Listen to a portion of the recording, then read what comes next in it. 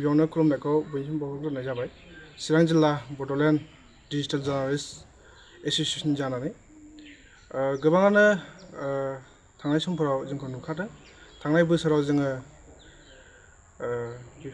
माखासे माने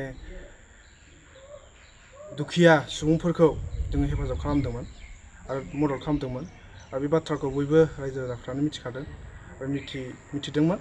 थिग बिदिनो नैबे गोजां बोथोर समावहाय जोङो चिरां जिल्ला बड'लेण्ड डिजिटेल खौरांगिरि गौथुमा माने साननानै बा रायज्लायनानै मोनसे थांखि लानाय जादों। बे थांखियानो जाहैबाय जोङो नैबे गोजां बोथोर समावहाय गोबां माने सुबुंफोर दङ जायफोरा माने गांसे कम्बल बायनानै जोमनो हानायनि माने थासारिया गैया, माने रांखावरि गैया। बेबायदि सुबुंफोरखौ जोङो नोजोर बोनानै माने जोङो थांखि लानानै जोङो जायफ्रा माने गांसे कम्बल बायनो हायाखै बा बायनो हानायनि अबस्था गैया, दुखुथिया सुबुंफोर बा कम्बल बायनो थाखाय रांखावरि आखायाव गैजाया, बिथांमोनखौ साननानै नैबे गोजांनाय बोथोराव बिथांमोननो जोङो माबा मोनसे मदद होनो हायो नामा बा बोरैबा मदद खालामनो हायो नामा होननानै माखासे सान सिगां जोङो सानलायदोंमोन। जयैनो सानलायनायनि गेजेरजों जोङो थांखि लादोंमोन बिथांमोननो जोङो बोरैबाफोर माने बे गोजांनाय समावहाय गुदुं कम्बल जुदि होनो हायोब्ला बिथांमोननि थाखाय मदद जागोन बा हेफाजाब जागोन होननानै दा बे थांखि लानाय बायदिनो दिनैहाय जोङो चिरां जिल्ला बड'लेण्ड डिजिटेल जार्नालिस्ट खौरांगिरि गौथुमनि सोद्रोमाफोरा गासिबो जयै ओंखारनानै जोङो दायो दा बेहाय जोङो दङ। आंजों लोगोसे बड'लेण्ड रादाबनि खौरांगिरि इजल बसुमतारी, बिथाङा चिरां जिल्ला बड'लेण्ड डिजिटेल जार्नालिस्ट एसोसिएशननिबो सासे मावथि, आरो ओरै फारसेजों दङ जोंहा फैदान बसुमतारी, बड'लेण्ड बुब्लिनि खौरांगिरि बिथाङाबो जोंनि जिल्लानिनो गौथुमनि मावथि। जोङो जयैनो आरो माखासेया गावसिनि उसुबिदानि थाखाय दिनैहाय जोंजों बे हाबाफारियाव बाहागो लानो हायाखै, थेवब्लाबो बिथांमोनहा बे थांखि लानायाव आरो जोंनि खामानि मावनायाव बिथांमोना मदद होदों।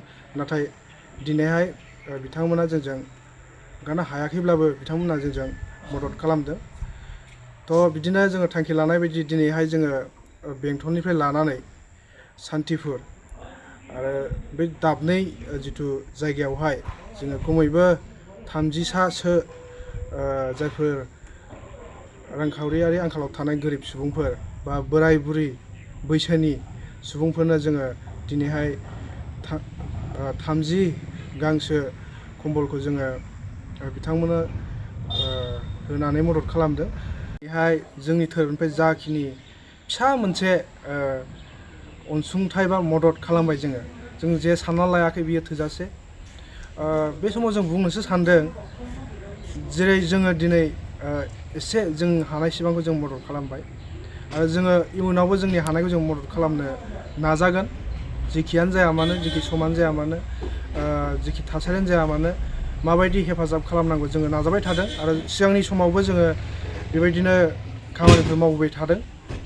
चिरां जिल्ला बड'लेण्ड डिजिटेल खौरांगिरि गौथुम हिसाबै दायो जोङो बुंनोसो सानदों जे जोंनि समाजनि दाब दाब जायगायाव थानाय माखासे धोनि सुबुंफोर दङ, रांखावरि गोनां सुबुंफोर दङ, बिथांमोनहाबो नैबे गोजांनाय बोथोराव बा गोजांनाय समावहाय बेबायदि माखासे बैसोगोरा सुबुंफोर बा दुखिया सुबुंफोर बा रांखावरियाव आंखाल जाना थानाय सुबुंफोर जायफ्रा गांसे कम्बल बायनानै माने जोमनो हाया, बेबायदि सुबुंफोरखौ गावनि अननायजों जा हायो मदद खालामोबा जोंनि समाजावहाय माने बेबायदि दुखुआव थानांनाय बा उसुबिदायाव थानांनाय खैफोदाव थानांनाय सुबुंफ्रा निस्सय मदद जागोन, बेखौ जों फोथायनो हायो। बेनिखायनो जों खावलायनो लुबैदों दिनैहाय चिरां जिल्ला बड'लेण्ड डिजिटेल खौरांगिरि हिसाबै नोंथांमोनाबो बेबायदि हाबाफारिखौ मावोब्ला खोब माने मोजां जागोन आरो जोंनि समाजावहाय मोनसे मोजां बिदिन्थि जागोन आरो मोजां मोनसे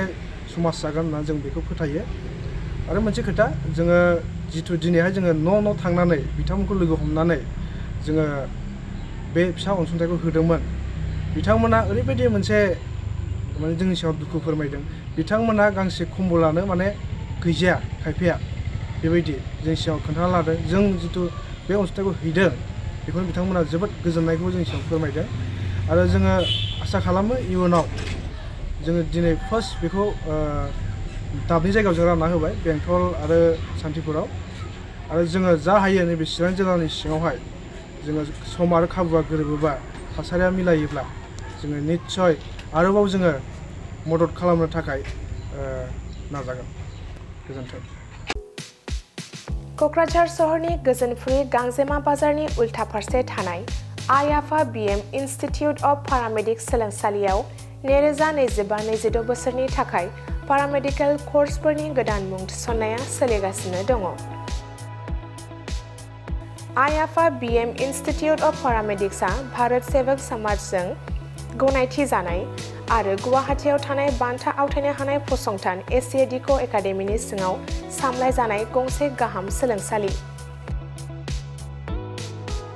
आइ आफा बिएम इनस्टिट्युट अफ पारामेडिक्स सोलोंसालियाव नोंथाङा BSS diploma in medical laboratory technology, BSS diploma in operation theatre technology, BSS diploma in first aid and patient care, X-ray and imaging technology बायदि आयदाफोरनि सायाव नोंथाङा सोलोंथाय लानो हागोन। लोगोसे सोलोंथाय जोबनायनि उनाव प्लेसमेन्टनि खाबुबो नोंथाङा मोननो हागोन। आइ आफा बिएम इनस्टिट्युट अफ पारामेडिक्स सोलोंसालियाव जायखिजाया स्ट्रिमजों 12 थाखो उथ्रिसार जानो हानाय फरायसुला फरायसुलिफोरा बे सोलोंथायनि खाबुखौ लानो हागोन। थारैनो नोंथाङा जुदि सावस्रि फाहामथायनि सोलोंथाय लानो गोसो जानानै दङब्ला अब्ला गोबाव खालामाजासे आइ आफा बिएम इनस्टिट्युट अफ पारामेडिक्स सोलोंसालियाव थाबैनो सुलाद लादो।